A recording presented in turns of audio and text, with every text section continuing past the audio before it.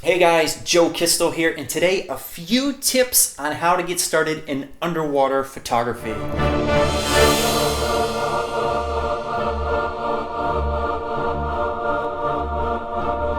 So I'm going to give a few tips, 5 or so, on what I think are probably the most important aspects of underwater photography if you're just getting started.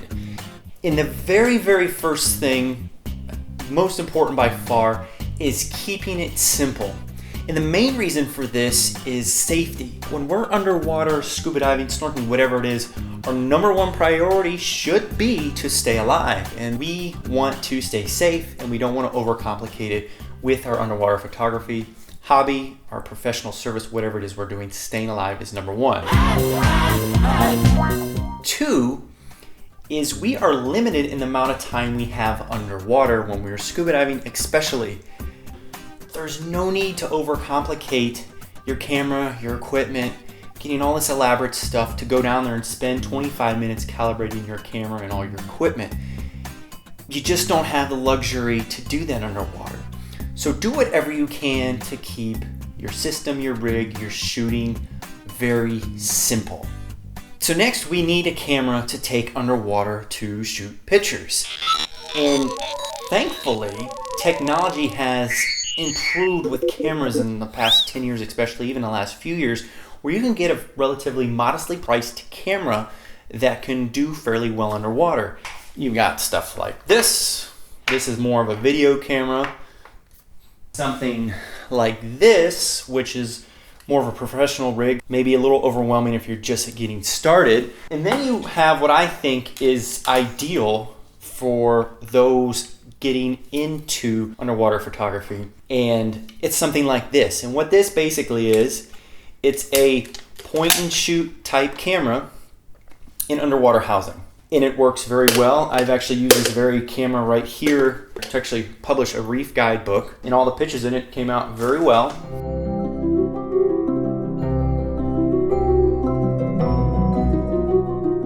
The main point here is you want a camera that you can shoot manually. When I say manually, I mean completely manually. You want to be able to control your shutter speed, your ISO, and your aperture.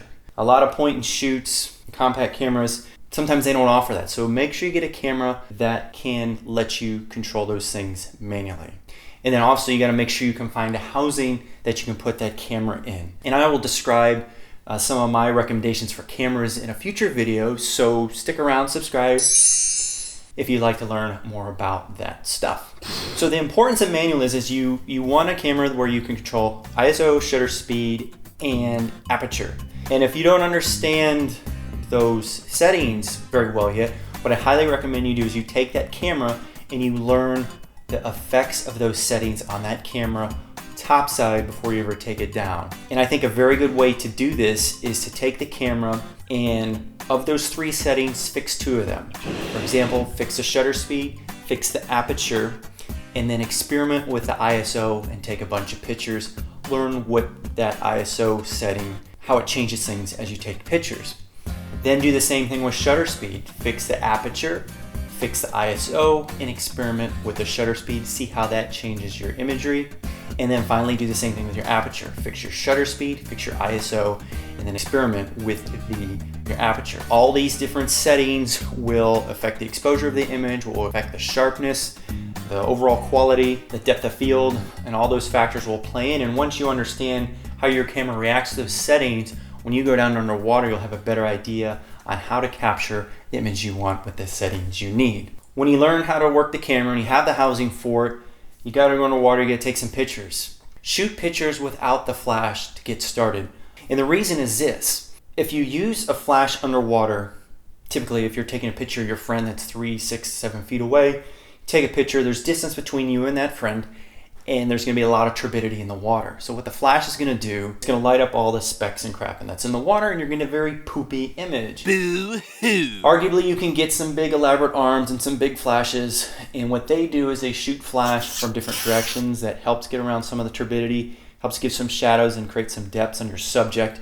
But if there's a lot of turbidity in the water, you still have the problem of it lighting up that turbidity-ness, if you will.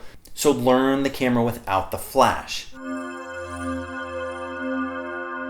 if you do have a flash on the camera, you're going to want to leave it off for the most part. However, if you do want to do some macro photography, very close up photography, the onboard flash can actually work very well for that. And a lot of the pictures in the book I told you about, I published for Reef Guides here, was taken with this exact camera using the onboard flash. So there is a place for it. So I think that was 5 tips. So to recap, 1, keep it simple, stay safe, and don't go overboard with all these accessories and stuff. They're just going to slow you down and make things more of a pain in the butt. 2, you need a camera. Something that allows you to control all the manual functions is very important. Learn how to use that camera before you take it underwater. And then once you're comfortable with all that, you're going to shoot wide and you're going to shoot macro. When you shoot your wide shots, don't worry about flash. Use natural light. And with the newer camera technology, even the compact cameras, you can do pretty well in some low light situations. And for macro shots, you can use the flash if you have the ability to do so. Get a camera, go experiment, dive safe, take some pictures. Thanks for watching. I'm Joe Kistel.